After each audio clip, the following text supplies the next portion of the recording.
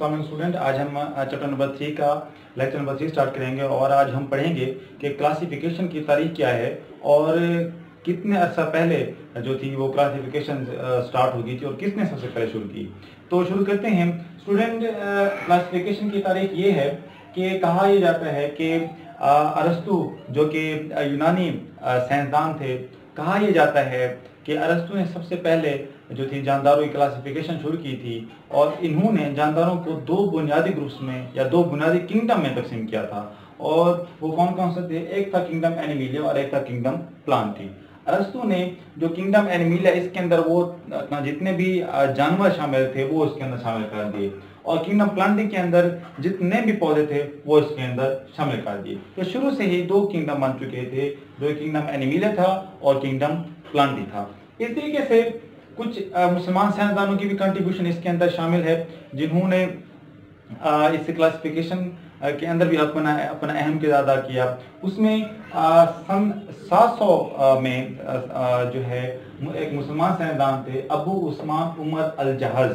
इन्होंने तकरीबन 350 जो है वो मुख्तलिफ जानवरों की आप कह सकते हैं कि लाइफ के बारे में, कि वो कैसे दिन गुजारते हैं, उनके ऊपर मुताला किया। और उन्होंने चोंटू के बारे में भी एक अच्छी खासी किताब लिखी और अच्छी खासी तहरीर लिखी और अच्छी खासी रिसर्च लिखी, कि जिसमें उन्होंने बताया कि चोंटा कैसे अपनी ज़िंदगी बसर करते हैं, उनका रहन सहन कैसा है। इसी तरीके से 1172 में इब्न रुश्द एक मुसलमान साइंसदान थे, इन्होंने अरस्तु की किताब थी डी एनीमिया। क्या थी किताब? D anaemia. इस किताब का अभी मैं तर्जमा किया था ताकि दूसरे जो मुसलमान साइंसदान हैं वो इस किताब को स्टडी कर सकें। तो इस तरीके से जो है वो मुख्तलिफ साइंसदानों ने अपनी कंट्रीब्यूशन शुरू की। आखिर में जब 15वीं सदी शुरू हुई, यानी 1500 साल 15वीं सदी जब शुरू हुई, तो बहुत से साइंसदान जो थे वो अपनी अपनी रिसर्च जो है वो अपनी जो है वो जाहिर करते जा रहे थे। और उन साइंसदानों की ये टेबल आपकी बुक के अंदर देखिए, जो किताब सामने शो हो रही होगी। तो इसके अंदर स्टूडेंट वो कहते हैं कि जो एंजियोसिसल्पियानो है, इन्होंने पौधों को 15 ग्रुहों में तकसीम किया और उन ग्रुप्स को जेंडर का नाम दिया। इसके बाद जॉन रे है, जॉन रे ने पौधों की क्लासिफिकेशन पर किया गया अहम काम शाये करवाया। उसके बाद अगस्ट रिवानस है, इसने ऑर्डर का टैक्सोन मुतारिफ करवाया। फिर है टोर्नीफोर्ड, इसने क्लास और स्पीशीज के टैक्सोन को मुतारिफ करवाया। फिर है कार्लस लिनियस, इन्होंने मुशाबह जिस्मानी खुसूसियात के मुताबिक स्पीशीज, यानी मुख्तलिफ जानदार जो आपस में मिलते जुलते हैं, इन्हीं बिना पर उन जानवरों की क्या की क्लासिफिकेशन की। तो 15वीं सदी थी, उसके अंदर जानदार मुख्तलिफ जानदारों ने अपना जो था वो काम दिखाना शुरू कर दिया था। तो स्टूडेंट इसी तरीके से हम आगे चलते हैं कि जब ये किंगडम बनने शुरू हो गया तो फिर मजीद एडवांस स्टडी जो है वो शुरू होगी। तो कहा यह जाता है कि साइंसदान उस किंगडम या उस निज़ाम को, किंगडम सिस्टम के उस निज़ाम को वो जो है वो अहमियत देते हैं जिसके अंदर जानदारों को उनके इख्तलाफात और मुशाबहत की बिना पर जो है वो तकसीम किया गया हो, तरतीब दिया गया हो। तो इसीलिए सबसे पहले जो किंगडम बनाया गया था वो दो किंगडम क्लासिफिकेशन का सिस्टम था, दो किंगडम क्लासिफिकेशन सिस्टम था। और उसके अंदर जो दो बुनियादी किंगडम बनाए गए थे वो किंगडम एनिमिलिया था और किंगडम प्लांटी था। अब किंगडम एनिमिलिया और किंगडम प्लांटी बनाने की जो बुनियाद थी वो क्या चीज थी? वो दो चीज थी। एक था हेटेरोट्रॉफ और ऑटोट्रॉफ। देखिए स्टूडेंट, सबसे पहले आपको पता होना चाहिए कि हेटेरोट्रॉफ और ऑटोट्रॉफ क्या है। हेटेरोट्रॉफ स्टूडेंट वो जानदार होते हैं, हेटेरोट्रॉफ वो जानदार होते हैं जो अपनी खुराक खुद तैयार नहीं कर सकते बल्कि दूसरे जानदारों पर इन्हिसार करते हैं। इसी तरीके से ऑटोट्रॉफ वो जानदार होते हैं जो अपनी खुराक खुद तैयार कर सकते हैं और दूसरों पर इन्हिसार नहीं करते। तो इसी लिहाज से देखा यह गया कि जो पौधे थे वो अपनी खुराक खुद तैयार कर सकते थे, इस वजह से उन्हें किंगडम प्लांटी में दिया गया जी, नबातात। और जो जानवर थे वो अपनी खुराक खुद तैयार नहीं कर सकते थे, इस वजह से उन्हें किंगडम एनिमिलिया में जो है वो तरतीब दे दिया गया। तो इसी बिना पर जो है वो दो किंगडम के सिस्टम क्लासिफिकेशन बनाया गया।